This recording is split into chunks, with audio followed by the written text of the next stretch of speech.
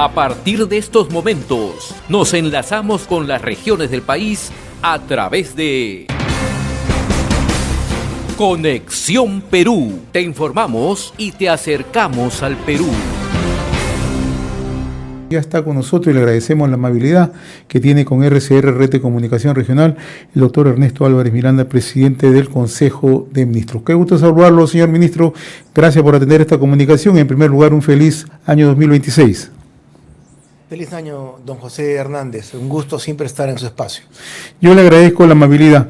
Vamos con un tema primeramente coyuntural para luego ingresar con temas que competen naturalmente al desarrollo del país, ¿no? Desde el gobierno, ¿cómo se está evaluando los recientes acontecimientos en Venezuela, señor ministro? Lo más inmediato ha sido que el Perú acaba de reafirmar su postura frente a la crisis de Venezuela durante la sesión extraordinaria del Consejo Permanente de la OEA, donde además se ha reiterado el respaldo a una transición democrática, pacífica e institucional y se ha desconocido la legitimidad de Nicolás Maduro como gobernante. Exactamente.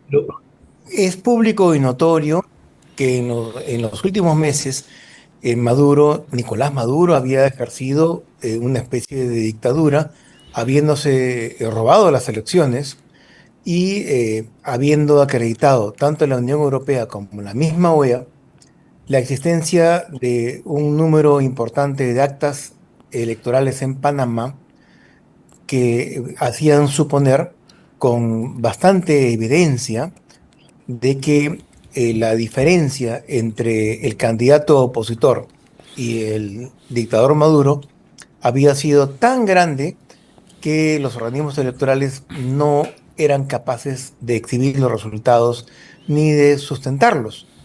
Por tanto, la legitimidad del dictador Maduro había quedado no solamente en entredicho, sino demostrada su inexistencia. Por tanto, no se considera como presidente de la República, sino como un usurpador, porque además de haber empobrecido el país, además de haber entregado los recursos naturales a potencias extranjeras, además de que Venezuela estaba en manos de Cuba y de sus servicios de inteligencia y de seguridad, existía el tema de un fraude evidente.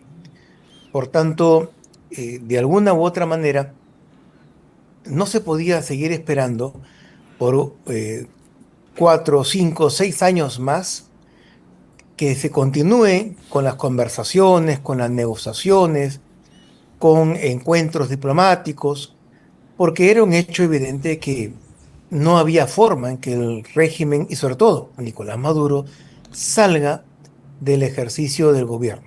Ahora, sabemos perfectamente que no es Maduro el que estaba en el poder.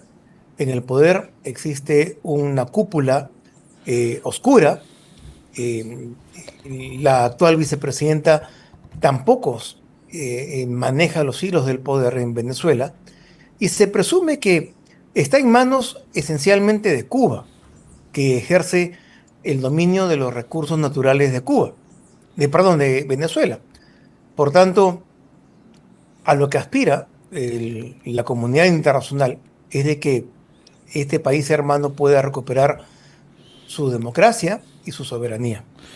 Señor ministro, en este estado de situación que se está presentando en las últimas horas, el gobierno ha anunciado un conjunto de restricciones migratorias para ciudadanos venezolanos quienes ahora deberán presentar pasaporte y visa para ingresar al Perú. ¿Cómo se está encaminando esto, señor ministro? A través de Cancillería. Ya hay una restricción muy seria con respecto a al otorgamiento de documentación legal para nuevos inmigrantes.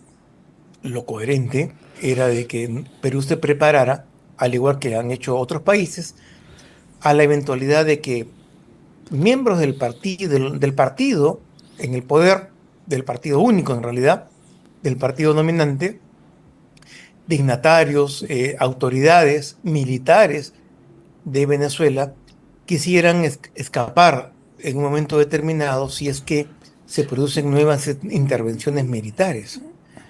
Y esto es una hipótesis negada.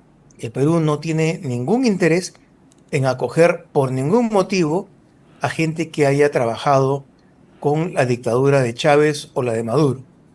Muy por el contrario, el interés principal de Perú es lograr aliviar la crisis humanitaria que sufren nuestros hermanos venezolanos que están en muchos países de Sudamérica y puedan retornar lo antes posible para ayudar a la reconstrucción de su propia patria. Ahora, en efecto, señor ministro, nosotros hemos recogido impresiones tanto de analistas, periodistas del propio Venezuela, como observadores de otras latitudes, entre ellos de nuestro país. Y ellos sostienen que no se descarta una nueva ola migratoria tras la caída de Nicolás Maduro.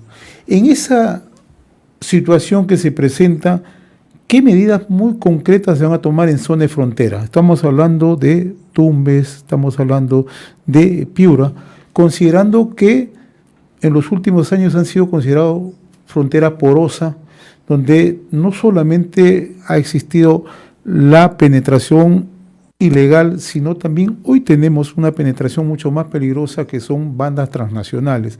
En función a todos esos elementos que se conjugan, ¿qué medidas se están tomando? Considerando que el presidente incluso hace unas semanas en Chile anunció el reforzamiento de zonas de frontera, ahora con mayor razón. Es cierto, las fronteras ya han sido reforzadas tanto con más fuerzas policiales como con el patrullaje de elementos de las Fuerzas Armadas. Pero recordemos que nuestra geografía es muy diversa y muy difícil de resguardar realmente. El tráfico hormiga se puede producir en zonas agrestes de la selva, de la sierra e incluso por el mismo desierto. Por tanto, lo que expresan realmente un deseo es que no haya una segunda ola migratoria como resultado de la extracción de Maduro, sino por el contrario, exista una legítima expectativa de gente que quiere regresar a su país para reconstruirlo. Esto obviamente no se va a dar en lo inmediato porque, como sabemos, Estados Unidos está agotando las negociaciones con el gobierno provisional de la vicepresidenta para ver en qué medida cede a las exigencias no solamente comerciales, económicas, militares de Estados Unidos, sino también aquellas exigencias que tienen que ver con la democratización progresiva del régimen.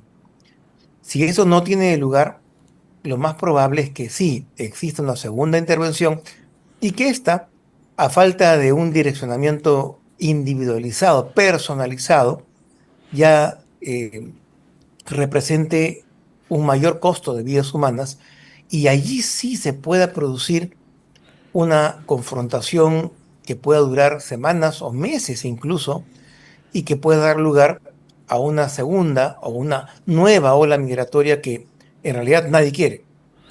Esto no descarta que si se dieran estos hechos un reforzamiento militar en zona de frontera, ministro. Indudablemente, las medidas que aplique el Perú van a ser siempre proporcionales a la gravedad de la amenaza que se pueda producir. Si hay una confrontación bélica, ya a un nivel de confrontación, incluso de guerra civil en Venezuela, nuestras fronteras van a tener que ser resguardadas con mayor número de efectivos, pero eso significa mayor gasto. Y mayor gasto significa dejar de cubrir y atender necesidades de la población para satisfacer necesidades de defensa nacional y de seguridad interior. Permítame pasar a otro tema. Estamos dialogando con el doctor Ernesto Álvarez Miranda, el presidente del Consejo de Ministros, a quien agradecemos la amabilidad de compartir esta invitación de RCR, Red de Comunicación Regional. El presidente de la República, señor ministro, ya ha adelantado que el gobierno va a presentar un plan de seguridad ciudadana. ¿Ya se tiene una fecha prevista para la presentación de este plan? No, estamos precisamente confeccionando, ya ultimando el plan, porque, como ya es sabido, el presidente es sumamente exigente en que el plan que se tenga que presentar no solamente sea un plan serio, coherente, sino que tenga indicadores para revisar su cumplimiento de acuerdo a una programación preestablecida. Por tanto, esperamos que en esta semana se culmine la elaboración de este plan. Y este plan tendría una consecución hacia el próximo gobierno. Posiblemente sí, aunque las metas no las fijamos para nosotros, pero lo ideal es de que este plan sea continuado, perfeccionado, por supuesto, adecuado a las necesidades y recursos del nuevo gobierno, pero en cierta medida tenga la continuidad para tener objetivos y tener el logro de las metas. Hoy también el presidente ha indicado la ampliación del estado de emergencia para Lima Metropolitana y el Callao. Estas son medidas necesarias, señor ministro, considerando que en un primer momento se establecía que íbamos a tener resultados mucho más concretos, mucho más auspiciosos. A ver, un estado de emergencia constituye básicamente el marco jurídico que permite a las fuerzas del orden intervenir a ciudadanos en la calle, hacer intervenciones, hacer lo que se ha denominado presencia militar y policial, pero también ingresar a hostales, a discotecas, a hacer control ciudadano, con controles de seguridad con la finalidad de no requerir un mandato judicial para intervenir una casa, un local comercial, un local donde puedan estar nacionales o extranjeros dedicados básicamente al delito. Pero de por sí no soluciona las cosas. Lo que soluciona las cosas es inteligencia policial, inteligencia de las Fuerzas Armadas y el seguimiento a cada uno de las bandas criminales.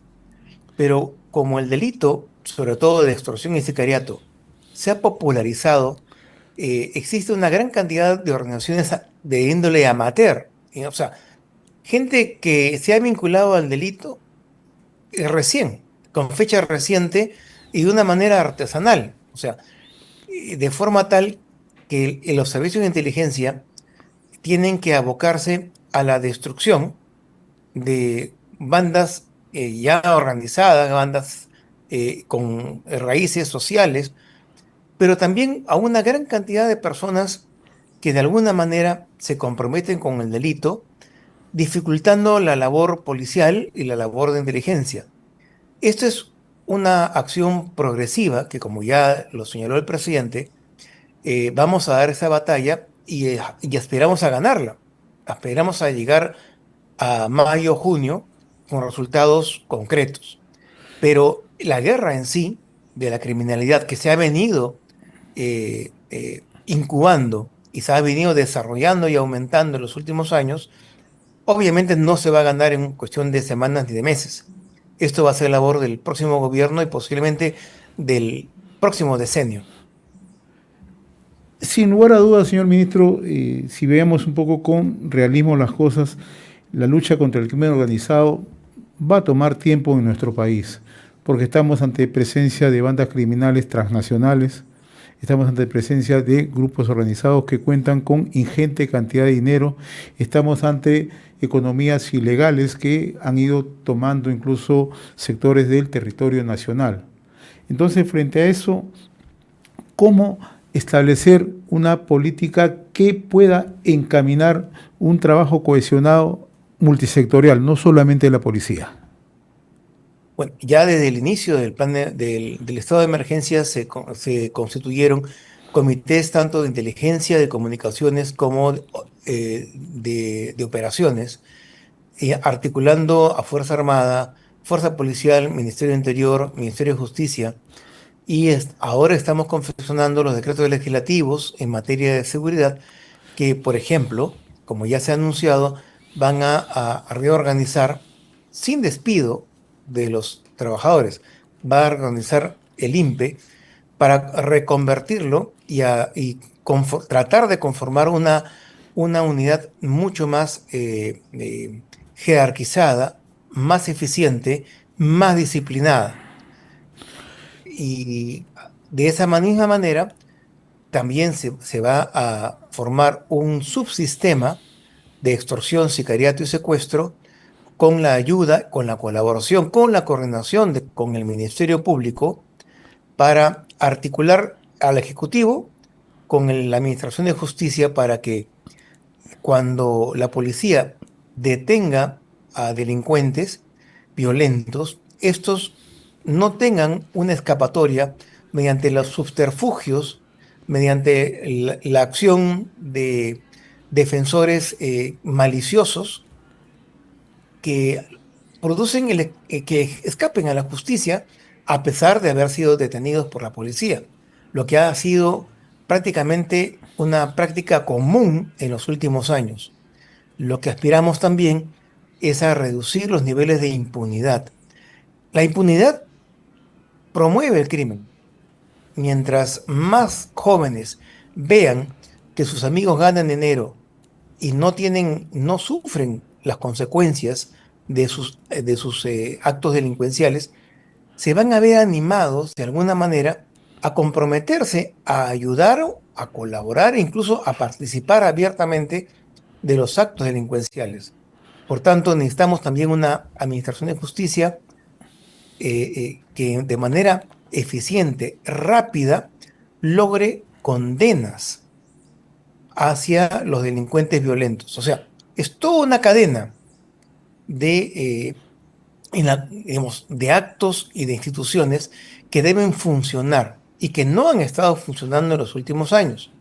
Por tanto, esta es una labor no de meses, es una labor de años, pero el propósito es comenzar a ganar estas batallas para dejar al siguiente gobierno ya no solamente un plan, sino básicamente las fuerzas del orden articuladas y ya con banderas victoriosas, o sea, ya en una senda que solamente hay que seguir y perfeccionarla. Usted ha tocado un tema medular, el tema de la administración de penales. ¿Cómo marcha la reorganización del INPE? En este caso, ¿qué medidas se piensan adoptar? Porque este es un tema central y hay que Sí, destacarlo. El gobierno ha tenido la entereza de mostrar el tema que se denunció años por años, pero ahora ya ustedes acaban de mostrar que hay la voluntad de hacer una reorganización. ¿Cuándo acaba esta reorganización? esto va a demorar meses porque en lugar de hacer algo drástico y dramático para las cámaras, lo que estamos haciendo primero es evaluando realmente qué funcionarios actúan con probidad y cuáles deben ser retirados del servicio. Hemos, con el presidente Gerí y los ministros y generales de la policía, ingresado a los penales, no de una manera avisada, sino sorpresiva. Se han revisado pabellones y se ha tomado digamos, conclusiones. La corrupción del INPE es una corrupción cierta, real, que ameritaba, por ejemplo, lo que se ha llevado a cabo la semana pasada y esta semana, el traslado de docenas de reos de alta peligrosidad a Yanamayo para tratar de convertir al Lurigancho en un penal de reos primarios o de reos de poca peligrosidad. ¿Por qué? Porque está dentro de la ciudad. Los de más alta peligrosidad, aquellos que tienen demostrada capacidad para seguir articulando sus organizaciones desde el interior de la cárcel, tienen que ir a prisiones de máxima seguridad al interior del país. Y estas prisiones tienen que también ser controladas y supervisadas de manera permanente, porque como ya se ha visto, instalan personas vinculadas a las organizaciones criminales, instalan antenas en los alrededores, incluso de los penales que están por encima de los 3.000 metros de altura. Por tanto, existe una lucha del crimen organizado por tratar de evitar el control del Estado. Lurigancho será Como usted entonces bien para ha reos señalado, primarios, ministro. claro, Lurigancho debe ser uno de los penales dedicados exclusivamente para reos de poca peligrosidad, mientras que Yanamayo, Ancón 1 deben ser dedicados, y otros deben ser dedicados exclusivamente para reos de gran peligrosidad. Ministro, usted ha De tenido forma una... ya no exista esta organización Claro. tendenciosa, ineficaz, de diversos tipos de pabellones al interior de un mismo penal, porque en realidad la comunicación siempre se daba y ahí se incubaban las llamadas escuelas del delito. Los muchachos entraban por un delito menor y salían adoctrinados con delitos mucho mayores y ya participando de bandas criminales mucho más fuertes de las que ingresaron, con delitos mucho más graves. Nuestro Por invitado tanto, es... esto se va a suprimir, se va a separar a los penales por la gravedad de los internos. Ya. Nuestro invitado es el doctor Ernesto Álvarez Miranda, presidente del Consejo de Ministros. Usted ha tenido una posición bastante firme frente al tema del REINFO, el Registro Integral de Formalización Minera, señor ministro. El Congreso aprobó la ampliación hasta el año 2026, pero ya es tarea un poco de garantizar el cumplimiento y el respeto, sobre todo de áreas protegidas y de áreas de zonas privadas. ¿Cómo se está trabajando en esa línea? Porque sí es ciertamente riesgoso lo que significa ampliar el REINFO por las condiciones que conocemos, por el movimiento de economías ilegales y por la articulación que tienen algunos con bandas criminales. Exactamente. Y además existía la otra cara de la moneda, que era que muchos mineros artesanales y mucha pequeña minería no había logrado formalizarse a pesar de su buena intención de hacerlo, porque los requisitos eran sumamente gravosos. El costo de la formalización en la minería es sumamente alto y no había el Estado hecho un verdadero esfuerzo por facilitarlo. Entonces, eh, a eso se sumaba la existencia de votos suficientes en el Congreso para ampliar el reinfo casi de manera indefinida, porque más de 2 años ya es prácticamente tumbar el esfuerzo del Estado y ampliar digamos, el espacio del radio de acción de la minería ilegal. Nosotros manifestamos con mucha claridad al Congreso de que el Ejecutivo iba a observar si es que el reinfo era ampliado por más de un año y si retornaban a la actividad los más de 50.000 pseudo mineros artesanales o pequeños mineros que no habían logrado ingresar al reinfo, su inscripción, básicamente por motivos de impedimento real. Esto es, o no tenían ninguna intención de hacerlo, o en realidad no reunían los requisitos, no por ser pequeños o no tener, digamos, no tener el costo a su alcance, sino básicamente porque su actividad era manifiestamente ilegal. Y con eso no íbamos a transar. Felizmente que el Congreso lo que aprobó fue lo que el Ejecutivo le indicó. O sea, dentro lo que aprobó el Congreso, obviamente satisfaciendo las necesidades de la población a la cual representa, pero dentro de los límites que el Ejecutivo había marcado para hacer viable esta articulación entre legislativo y ejecutivo, sin perjudicar, como usted bien lo ha dicho, el medio ambiente, sin promover la minería ilegal. En efecto, pero siempre subsisten, señor ministro, los riesgos, ¿no?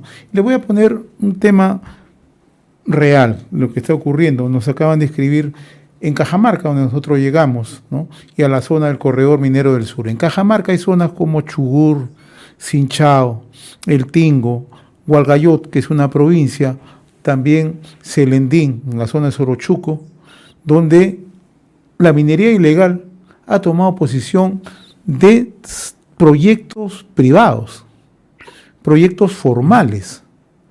Y eso es el peligro. En el corredor minero del sur está ocurriendo lo mismo en algunas zonas, señor ministro. Usted es una persona bien informada y conoce exactamente lo que está ocurriendo. Entonces ahí hay una preocupación de los propios inversionistas. Si esto sigue así, ¿cuáles van a ser los riesgos para futuras inversiones formales en el país? ¿Y qué se está haciendo? Tenemos que entender de que el Perú es un país minero. Esencialmente es un país minero, de renta minera. Por tanto, allí donde se dijo durante muchos años, de manera demagógica, agricultura sí, minería no, donde se rechazó la minería legal, que podía venir con estándares no solo nacionales de cuidado del medio ambiente, cuidado del agua, sino incluso con estándares internacionales, donde incluso el Tribunal Constitucional en la sentencia Conga, ustedes recordarán, presentó la posibilidad de que el, la explotación minera tuviese acreditación de entidades especializadas canadienses. O sea, con ejercer la explotación formal con todo el cuidado del medio ambiente y tratando de eh, eh, ejercer, concretar el principio de coparticipación de la riqueza.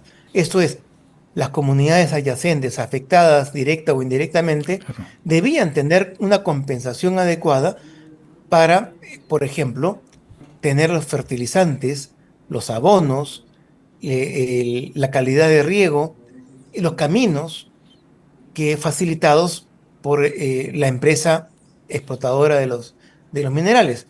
En lugar de eso, hemos encontrado ahora hoy que en diversos lugares, sobre todo de Cajamarca, donde se dio en alto grado la demagogia, hemos encontrado que la minería ilegal está contaminando los mismos campos que se alegó proteger cuando se evitó, se alejó, se enfrentó a la minería legal.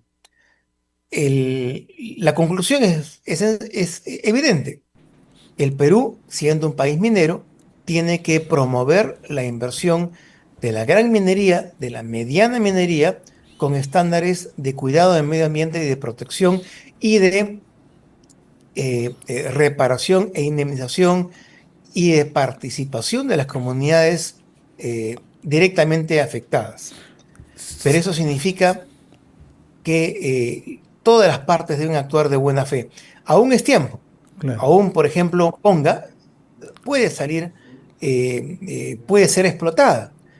Gran parte de Conga en este momento está siendo explotada por la minería ilegal con una gran contaminación con mercurio, en un momento donde el oro tiene precios récord internacionales.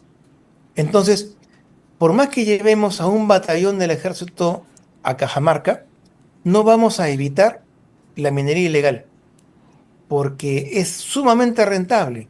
Lo que vamos a hacer es generar posiblemente que grupos organizados se armen con fusiles de asalto, adquieran de la guerrilla cercana, el MRTA o grupos remanentes de guerrilla, adquieran armamento y se enfrenten a la Fuerza Armada inclusive, porque el precio del oro actual es sumamente tentador. La única solución es articular a la gran empresa minera, nacional o extranjera, con la Fuerza Armada y con el Estado en su conjunto, para permitir que esa misma gente que está trabajando en minería ilegal se adhiera a trabajar con estándares internacionales de medio ambiente, de cuidado del medio ambiente, con una minería legal. Esa es la única salida. Señor ministro, permítame un par de minutos. Yo sé que usted tiene una agenda bastante apretada, pero en Cajamarca lo están escuchando con mucha atención. Una de las preguntas que me plantean en Cajamarca es si las tareas de interdicción van a continuar en Cajamarca y naturalmente en otros puntos del país. Sí, en este momento sigue actuando la Fuerza Armada y la Fuerza Policial, por ejemplo, en la Cordillera del Cóndor. en el norte del país. En Patás está la Fuerza Armada, ha tomado control absoluto. Precisamente en PCM está el alcalde de Patás con su equipo trabajando en una mesa de trabajo con los funcionarios de diversos sectores, desde cultura, medio ambiente y el Ministerio de Minería, con defensa, para tratar de asegurar no solamente la pacificación en Patás, sino también, de alguna manera, la explotación legal del oro que abunda en su zona y que alienta la formación de grupos criminales y, como ha sido la semana pasada, incluso bandas criminales que, en lugar de hacer minería ilegal, ya de frente están ingresando a robar el oro de mineros ilegales. O sea, se está reproduciendo lo que en el siglo XIX conocíamos como la fiebre del oro en California, donde existió un caos inmenso, un desamparo social tremendo que originó cientos de muertos. Ese desorden, ese caos, no lo queremos para nuestro país. Queremos orden, y para eso, para que exista orden, tiene que haber inversión, tiene que haber minería legal y tiene que haber la protección adecuada a las autoridades, como el alcalde de Patás, que se ha enfrentado en forma valiente a los grupos de crimen organizado. Finalmente, ministro, Petroperú es una decisión irreversible del gobierno. El gobierno se va a mantener firme frente a la reestructuración planteada. No es terquedad, simplemente es que ya no hay dinero. En nuestro país hemos constatado de que hay una brecha de infraestructura, por ejemplo, inmensa. Los pueblos, los distritos, las provincias, los caseríos vienen a PCM, vienen a Palacio de Gobierno, vienen a los ministerios en procura de continuar la construcción de su hospital, de su carretera, de su puente, y no hay dinero. Entonces, no podemos seguir echando baldes de dinero que no tenemos a un pozo sin fondo. Petroperú está en insolvencia en ese momento, y la única manera de salvarlo como empresa estatal, que es, como empresa estratégica que debe ser, es reestructurarla de acuerdo no a criterios políticos, sino a criterios técnicos que Proinversión diseñe y este gobierno implemente con decisión política. Ministro Ernesto Álvarez Miranda, yo le agradezco la gentileza, la amabilidad que he tenido con RCR, Red de Comunicación Regional. Ojalá sigamos conversando más adelante. Hay muchos temas que a nuestros hermanos en el interior del país, en las provincias, le interesan, y sobre todo de primera mano, tal como usted lo está explicando. Le agradezco la amabilidad. Ha sido un gusto conversar con usted. Gracias. Reiterados saludos. Muy buenas tardes. Feliz 2026. Muy amable. Hemos presentado Conexión Perú. Mañana retornamos para seguir informando y acercándote al Perú a través de Conexión Perú.